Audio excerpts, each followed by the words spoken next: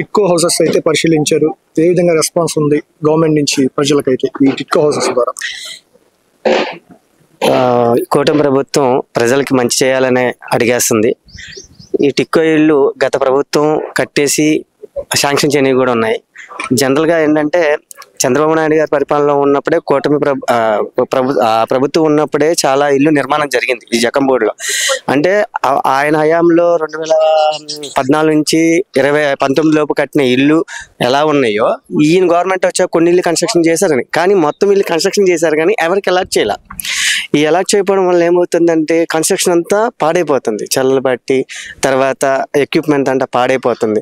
So ఏదైనా ఒక వస్తువు ఒక జనాలకు ఉపయోగపడే విధంగా ఉండాలి కానీ అది పాడే విధంగా చూడకూడదు గవర్నమెంట్ అన్నది. ఎవరు కట్టినా ఏం చేసినా ప్రజలకు న్యాయం చేయాలి. సో ఏమైందంటే ఆయన జగనన్న గారు ఇల్లు ఇస్తాం 30 లక్షలు ఇస్తాం అన్నారు కానీ ఏదో పట్టాల రూపంలో పేపర్ రూపంలో ఇచ్చారు.